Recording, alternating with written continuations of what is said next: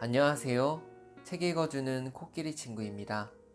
금일 낭독할 책은 지난 영상에 이어 전미경 선생님이 저술하신 나를 아프게 하지 않는다 입니다.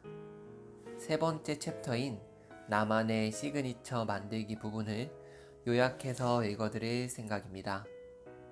책에 대한 리뷰는 다른 영상을 통해 다룰 예정이니 바로 낭독 시작하겠습니다. 나를 아프게 하지 않는다.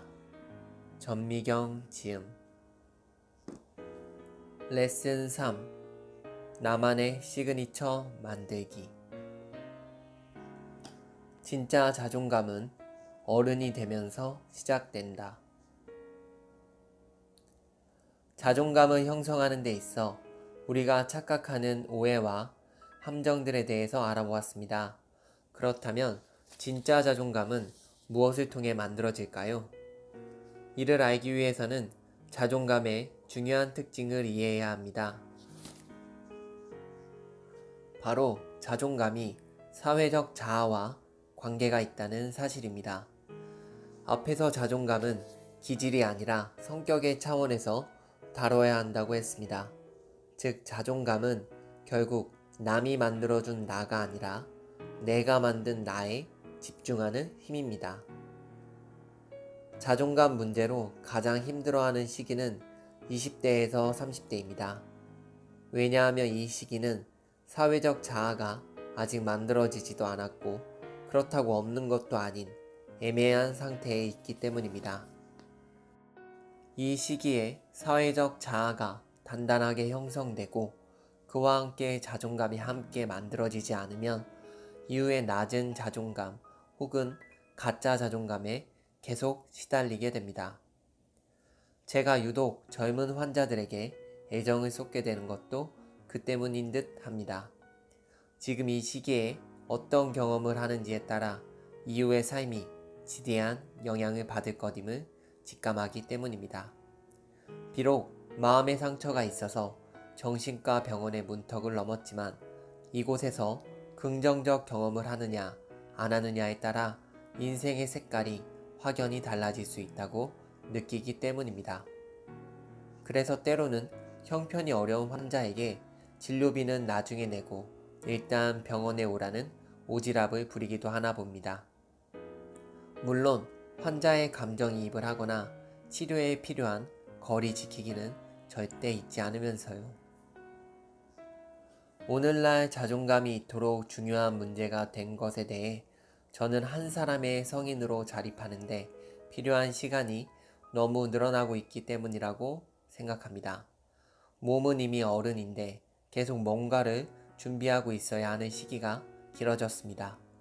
외적 조건이 계속 불안하니 내면의 힘이 더 강해야만 버틸 수 있습니다. 자존감은 내면적 가치에 집중하는 능력이라고 말했습니다. 인생을 산다는 것은 답이 없는 문제를 끊임없이 풀어가는 것과 비슷합니다. 외적인 가치는 실패할 수도 있고 성공할 수도 있습니다. 그러나 내면적 가치의 차원에서는 실패는 실패대로 자양분이 되고 성공은 성공대로 밑받침이 되면서 자기만의 자존감이 지속적으로 커질 수 있습니다. 사회 진출을 준비하는 시기가 길어질수록 더욱 자신의 내면적 가치에 집중하는 이들만이 긴 준비기를 잘 이겨낼 수 있습니다. 진정한 나를 찾고 있다면 인간은 사회적 활동을 하면서 사회적 가면이라는 걸 쓰게 됩니다. 심리학자 융이 말한 페르소나를 갖게 되는 것입니다. 페르소나란 고대 그리스 연극에서 배우들이 쓰던 가면을 말합니다. 인간은 사회 속에서 여러 가지 가면을 쓰고 살아간다는 것을 뜻합니다. 이 페르소나는 사회마다, 시대마다 역할에 따라 다릅니다. 예를 들어 한국에서 장남의 위치에 있는 사람이 가지고 있는 페르소나가 있습니다. 그러나 미국인의 경우 장남이라고 동일한 페르소나가 있지는 않겠지요. 융은 인생의 후반기에는 페르소나가 외부에서 주어진 것임을 인지하고 진정한 자아를 찾아야 한다는 것을 강조했습니다. 이 페르소나 자체가 나쁘다는 건 아닙니다. 단지 그것이 진정한 목적이 아니고 사회생활에 필요한 수단이라는 것이고 거기에 절대적인 중요성을 부여하지 않아야 한다는 것이지요. 융이 말한 진정한 자아 실현의 개념이 바로 개성화입니다. 융이 말한 개성화라는 개념은 자존감 문제에서 중요합니다. 진정한 자아를 갖지 못하고 외부에서 주어진 페르소나 뒤에 숨기만 하면 자존감이 낮아진다고 할 수 있습니다. 진정한 내가 누구인지 잘 모르겠고 타인의 시선을 중요시하는 페르소나를 뒤집어 쓴 그런 삶을 살고 있기 때문입니다. 그런데 이렇게 진정한 자아를 찾으라고 하는 말을 실제 환자들에게 적용해 볼 때 여러 가지 오해가 생기는 것 같습니다. 수많은 심리서에서 진정한 나를 찾아라는 충고를 합니다. 그런데 진정한 나란 도대체 무엇일까요? 지금 내가 갖고 있는 내 모습은 진정한 나가 아닌 걸까요? 겉으로 드러내는 내 모습은 진정한 나가 아닐까요? 진정한 나를 찾지 못해서 자존감이 낮다고 생각이 되면 진정한 나를 찾기 위해 현재의 모습을 바꿔야 한다고 생각하게 되거나 나도 몰랐던 나의 무의식을 찾아야 한다거나 나의 진정한 모습을 훼손시킨 과거의 트라우마를 탓하는 등 현상이 일어나게 되는 것 같습니다. 오늘 지금의 나를 부정하는 부작용이 발생하는 것을 종종 봅니다. 진정한 자아라는 개념을 현대 사회에 맞게 전달해 줄 필요를 느낍니다. 프로이트나 융이 살았던 시대만 해도 신분제의 흔적이 많이 남아 있었습니다. 어떤 집안에서 태어나느냐에 따라 허용되는 삶의 형태가 달랐습니다. 프로이트와 융의 시대만 해도 태어날 때부터 정해진 역할, 사회적으로 강요된 역할, 그로 인해 억압된 자아의 문제가 중요했던 시대였습니다.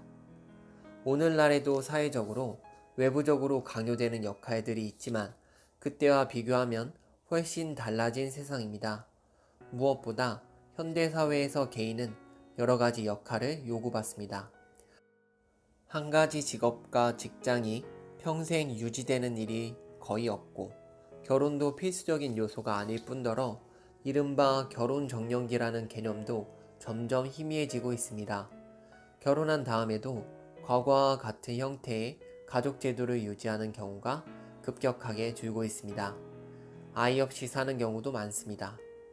이처럼 과거에 보지 못했던 여러 정체성을 스스로 만들어 가야 합니다. 때문에 저는 사회적 가면에 대해서도 부정적으로 대할 것은 아니라고 생각합니다. 오히려 자신이 써야 할 일정 정도의 가면을 받아들이지 못해 사회적 관계에서, 대인관계에서 힘들어하는 이들도 많습니다.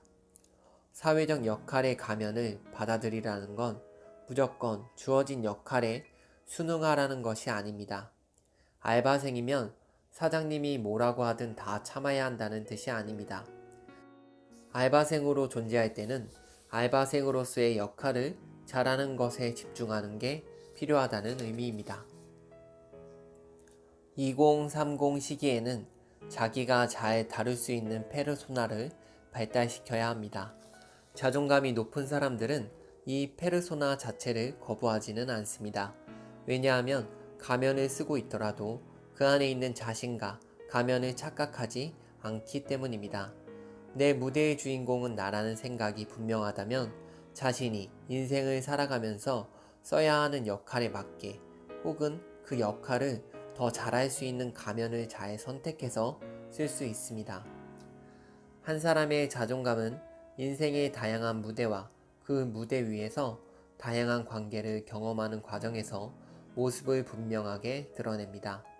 10대 때는 학교에서 회장도 하고 명문대에 진학하면서 자존감이 높을 수 있지만 성인이 되어서는 사회적 관계에서 어려움을 겪고 자존감이 바닥을 치게 되는 사례를 숱하게 보는 것도 바로 이 때문입니다. 이에 대해 그냥 나는 하나의 모습으로 살고 싶습니다. 그런 여러 페르소나를 쓰고 싶지 않습니다.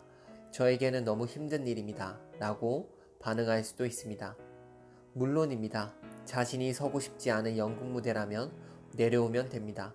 처음부터 나는 나를 괴롭히는 사람들과는 얽히는 게 싫다 라고 선을 그을 수도 있습니다. 하지만 사회적 역할을 잘 수행하고 싶다면 그 역할에 맞는 여러 가면을 써보는 일을 시도하는 것도 필요합니다. 만약 그렇게 만들어진 모습이 정말 자신의 자율성과 자유를 해치는 것 같다면 그때 무대에서 내려와도 됩니다. 문제는 남이 강요하지 않았는데 자기 스스로 쓰게 되는 거짓 페르소나에 있기도 합니다. 요즘 젊은 세대들에게 관종이라는 말이 유행입니다. SNS에서 자신의 일상을 멋지게 보이려고 하거나 과도한 댓글 등을 통해 사람들의 관심을 끌려는 이들이 대표적인 예라고 할 수 있습니다. 심한 경우 정신의학적 용어로 연극성 성격 장애를 보이는 이들도 있습니다. 이들이 온라인에서 보여주는 모습은 강요된 것은 아니지만 자신에 대한 가치 판단의 기준이 남들에게 있습니다. 현대사회는 자신을 적극적으로 알리는 시대이기 때문에 온라인에서 자신을 드러내는 행위 자체가 나쁘다고 말할 수는 없습니다. 자신과 취향과 생각이 비슷한 사람들과 소통하기 위해서든 자신의 생업과 관련된 일을 홍보하기 위해서든 자기의 일상을 기록하기 위해서든 속마음을 털어놓고 홀가분해지기 위해서든 다양한 목적이 있습니다. 그 목적을 자신이 잘 알고 있으면 됩니다. 그러나 오로지 타인의 관심을 받는 것 자체가 목적이 되고 원래의 목적을 잊어버리면 아무리 그 모습이 멋있고 예쁘다고 하더라도 점점 더 자존감은 낮아지고 자기 비하로 이어질 수 있습니다.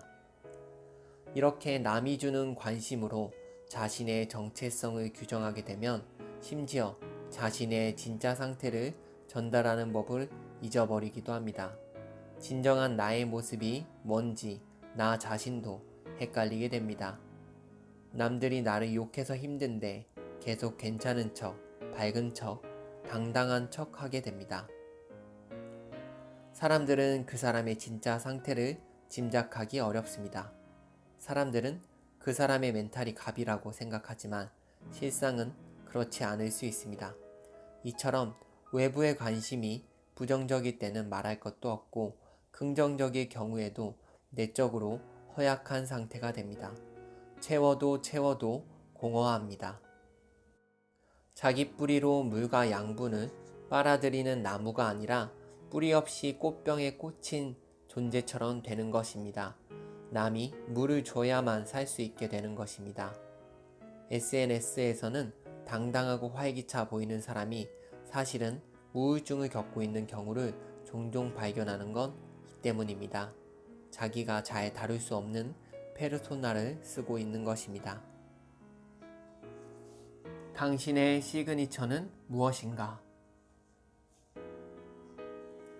페르소나가 가면, 의무, 역할, 수단이라는 뜻과 함께 진정한 나 자신은 아니라는 개념이라면 우리는 어떤 개념을 가지면 좋을까요?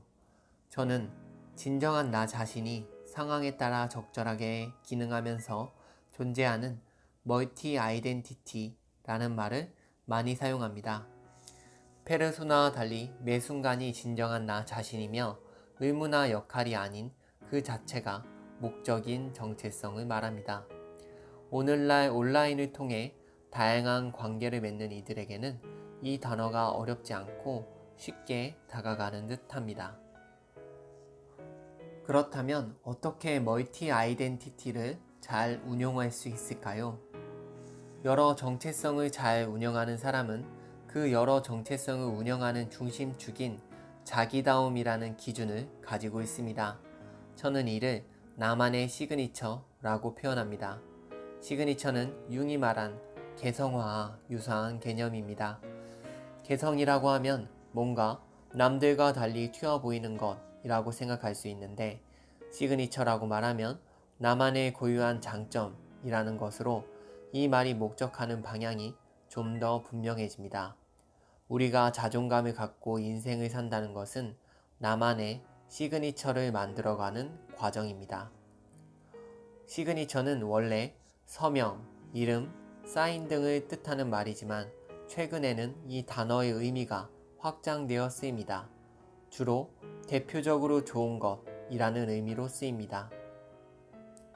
카페에 가면 여러 가지 메뉴가 있지만 이 카페가 가장 잘하는 메뉴를 시그니처라고 합니다.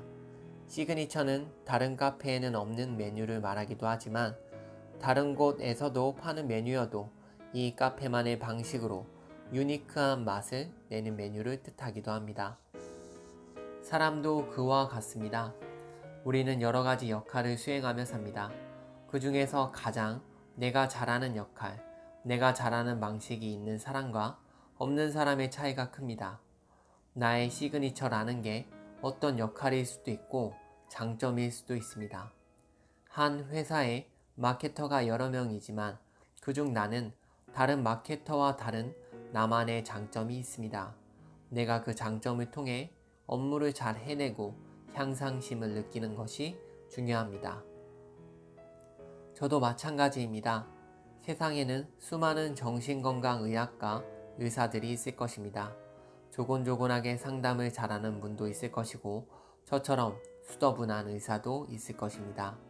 누구는 청소년 상담을 잘하지만 노인 상담을 더 잘하시는 분도 있습니다. 학구적인 분도 있고 외래 상담을 더 잘하시는 분도 있습니다. 이렇게 나만의 장점을 가질 때 내가 의사라는 역할에서 가지는 고유한 자존감이 생겨납니다. 가장 유명한 의사가 되는 게 중요한 게 아닙니다. 저에게는 도통 나만의 시그니처가 없습니다. 라고 말하는 이도 있습니다. 낙담할 필요가 없습니다. 왜냐하면 이 시그니처가 만들어지는 데는 꽤 시간이 걸리기 때문입니다. 다양한 경험을 통해 사회적 자아가 제대로 형성되기 전까지는 어떤 것이 나의 시그니처가 될 수 있을지 알기 힘듭니다. 저는 자신을 잘 모르겠어요. 저는 꿈이 없어요. 딱히 되고 싶은 게 없어요. 이런 말을 하는 분들이 많습니다. 특히 10대들은 대부분 이럴 거라고 생각합니다. 저는 10대들이 꿈이 없는 게 자연스러운 일이라고 생각합니다. 부모, 학교, 미디어 등에서는 하루라도 빨리 자신의 꿈을 찾고 진로를 정하고 그것을 달성하기 위해 노력해야 한다는 말을 많이 합니다. 그런 청소년은 소수에 불과합니다. 자신의 적성, 흥미, 장단점을 발견하려면 다양한 조건에서 긍정적인 경험을 해봐야 하는데 당연히 청소년 시기에는 그런 경험치가 낮을 수밖에 없습니다. 20대 때는 10대 때보다는 낫겠지만 그래도 비슷합니다. 외래에서 만나는 환자들에게 본인의 성격이 어떠하냐고 물어보면 잘 모르겠다는 대답이 대부분입니다. 그들은 이제 자기만의 시그니처를 찾는 과정이 시작된 사람들입니다. 부모로부터 벗어나 자기만의 역사를 새로 써가야 하는 출발점에 섰습니다. 성인이 된다는 것은 자신의 가치관과 타인의 가치관이 분리되는 일입니다. 그렇게 자신이 만든 가치관을 부모가 존중하지 않으면 자기 가치와 자기 효능감이 떨어집니다. 부모와 내가 분리되지 않는 사람은 연인 혹은 배우자의 관계에서도 분리를 못해서 상대에게 과도하게 의지하는 경향을 보이기도 합니다. 가치관 분리를 겪지 못하고 10대, 20대, 30대를 보낸 사람이 자신의 인생에서 열정을 가지기란 쉽지 않습니다. 스스로 뭘 잘하고 취향이 어떠한지 등등 자기 자신을 알아가는 과정과 경험을 박탈당한 거지요. 그러다 보니 자신의 의미와 가치가 뭔지 모르게 됩니다.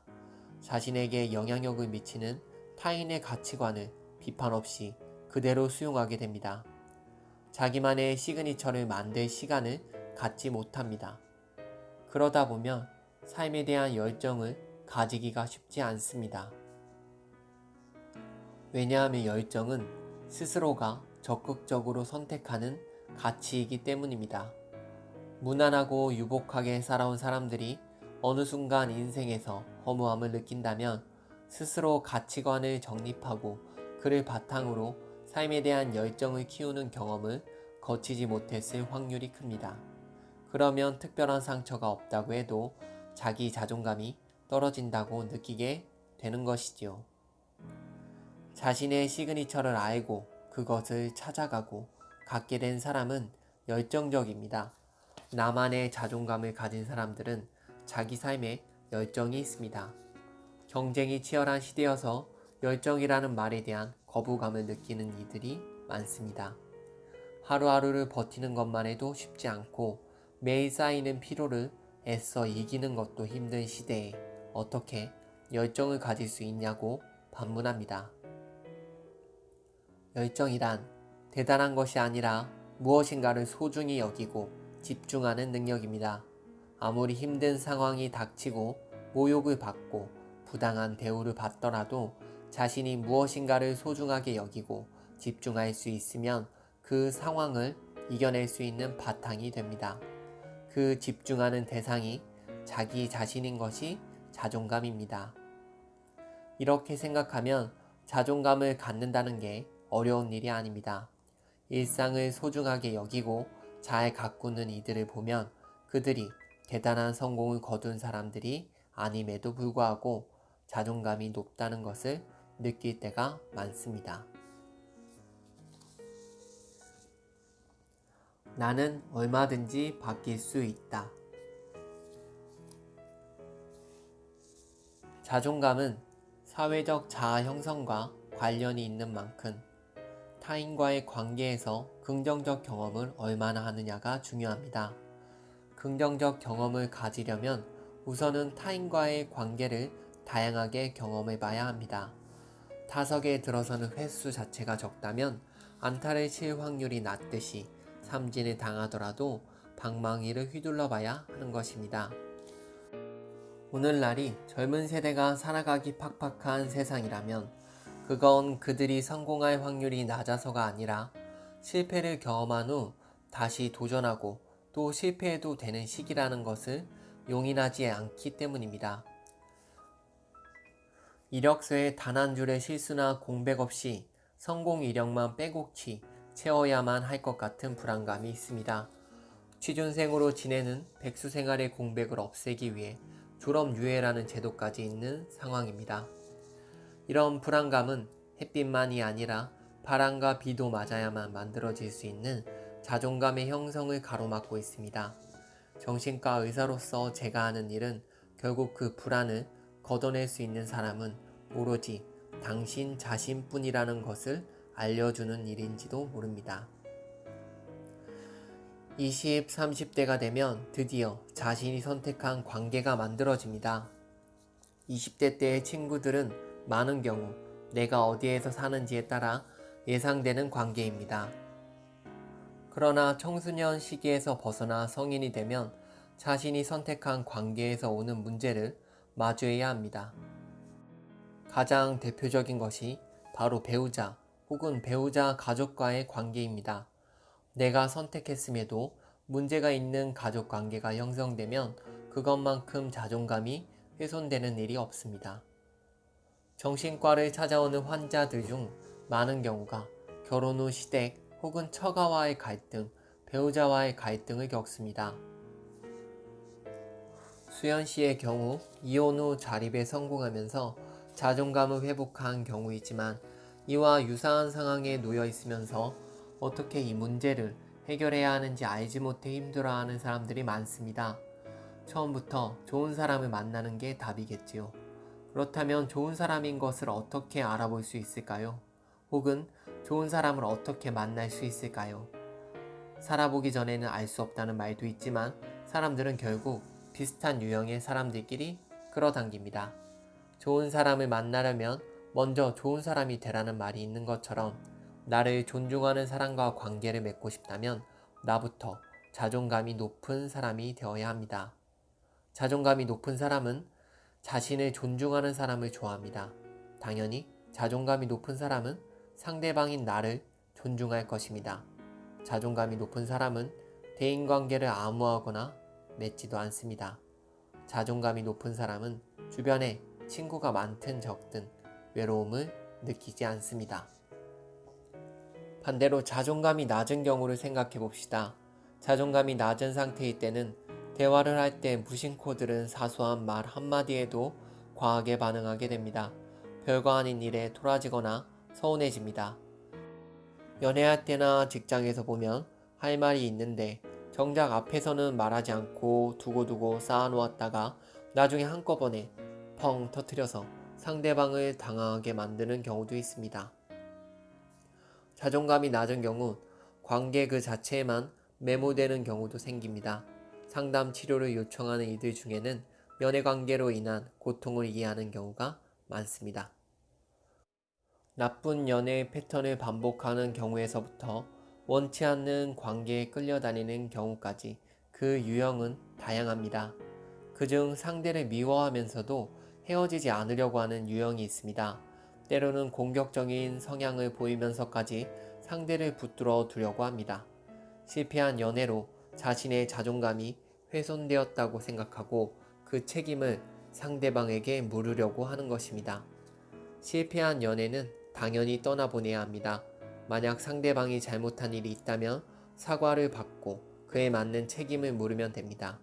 그런데 상대를 원망하면서도 관계를 끊지 않으려고 하는 유형의 사람들이 있습니다. 남녀를 가리지 않고 이와 같은 유형은 나타납니다. 일종의 관계 중독 현상입니다. 관계 중독은 정식 심리학 용어는 아닙니다.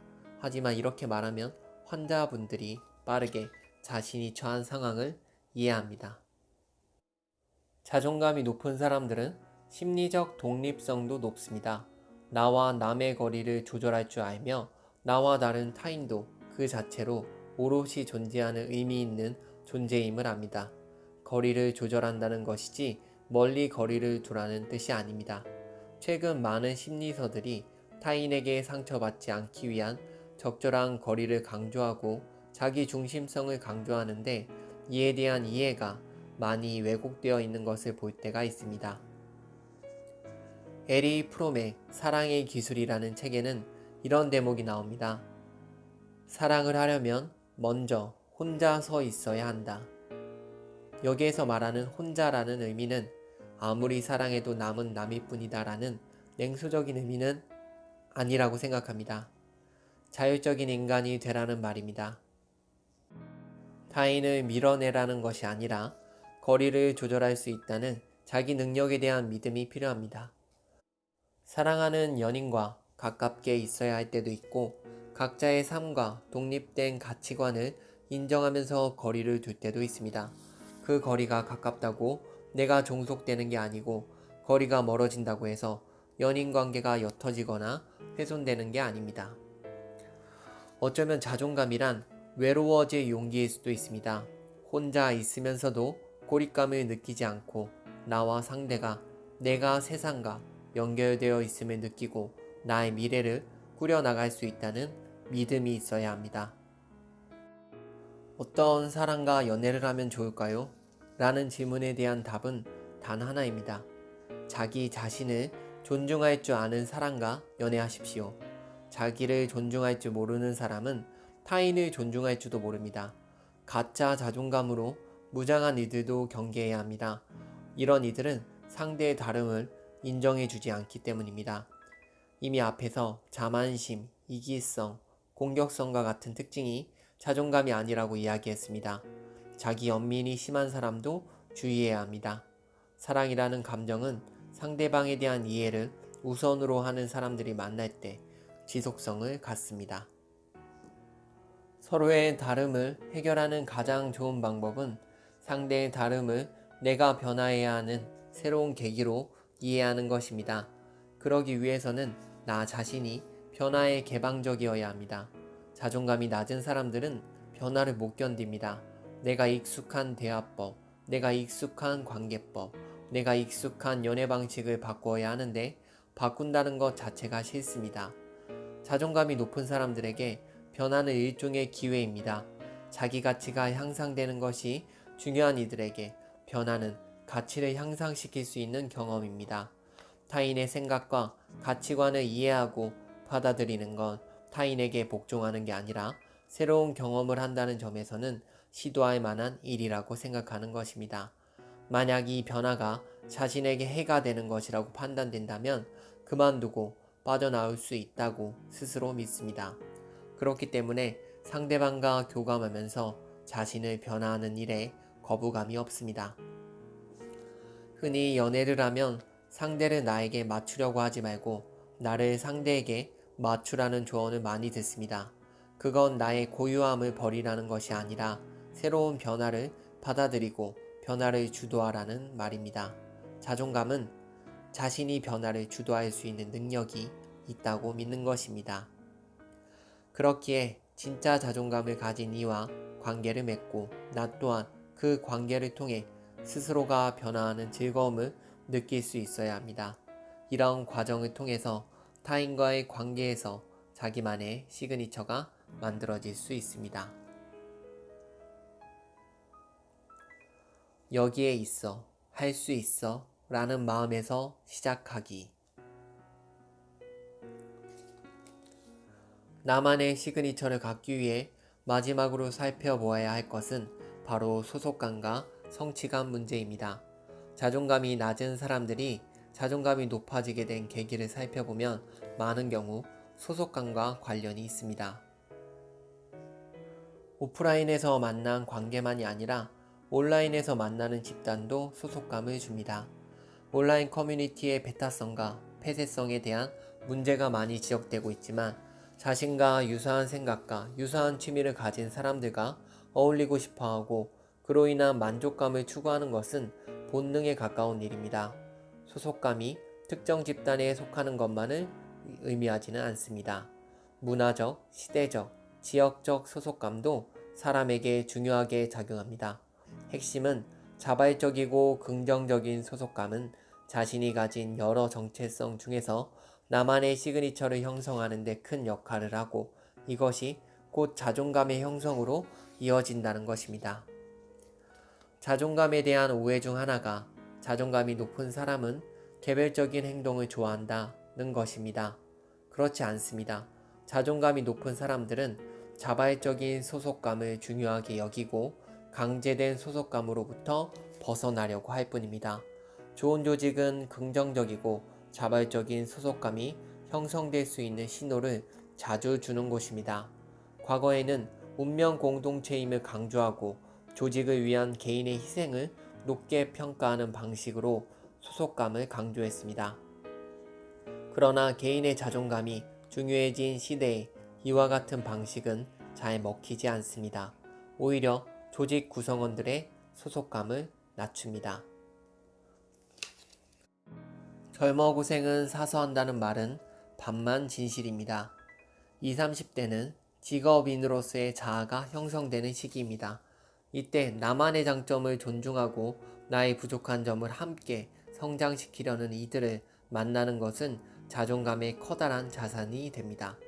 사회적 직업인으로서 내가 갖는 가치와 잠재력을 긍정받았기 때문에 이후에 어떤 곳에 가더라도 흔들리지 않고 헤쳐나갈 수 있는 에너지를 갖게 됩니다.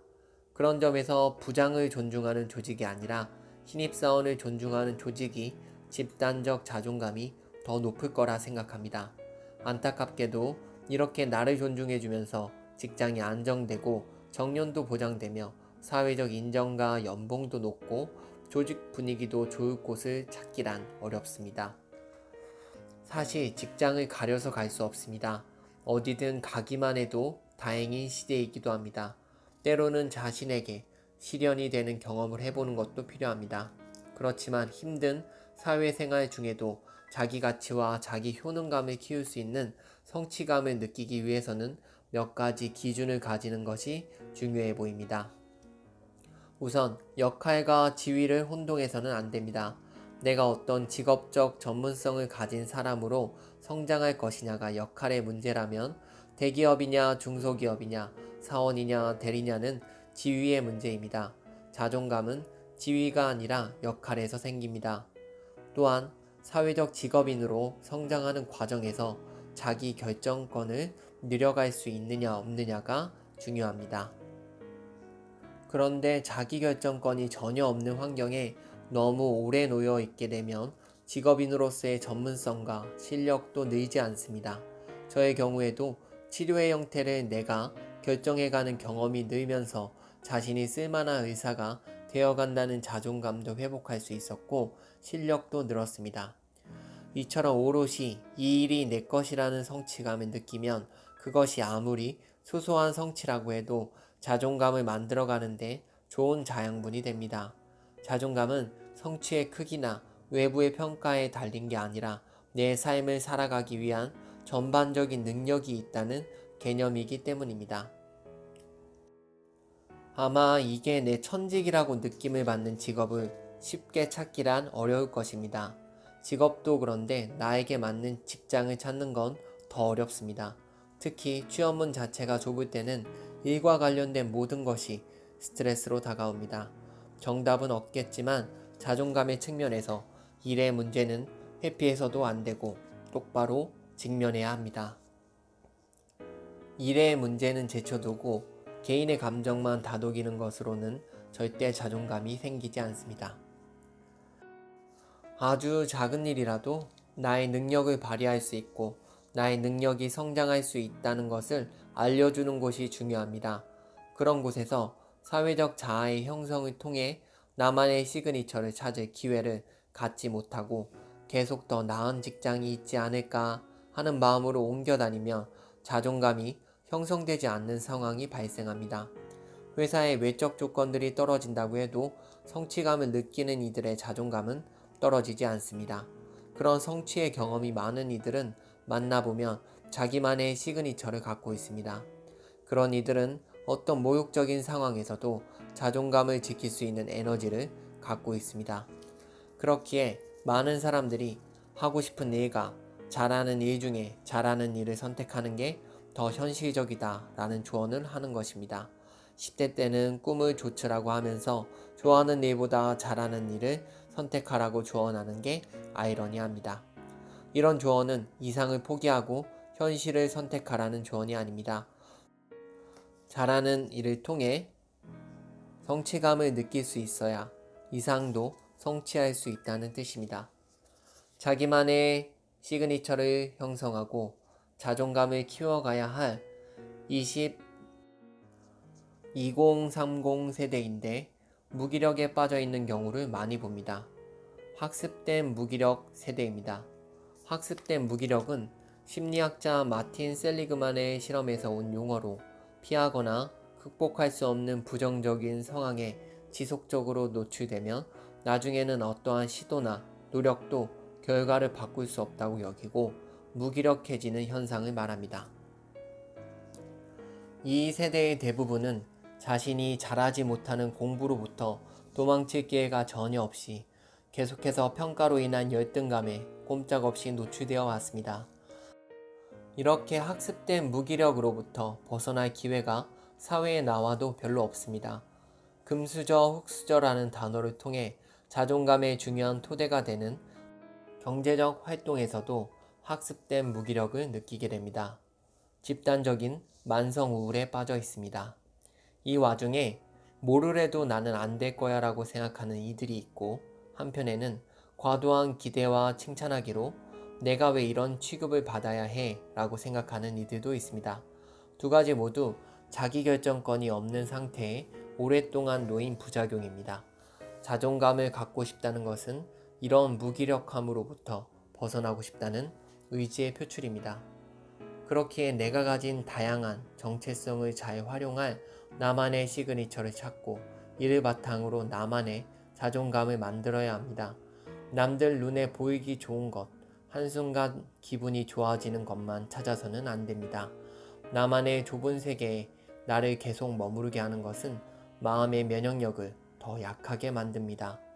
고통을 잊을 수 있는 진통제도, 고통을 치유하는 항생제도 되지 못합니다. 금일 낭독을 마치겠습니다. 감사합니다.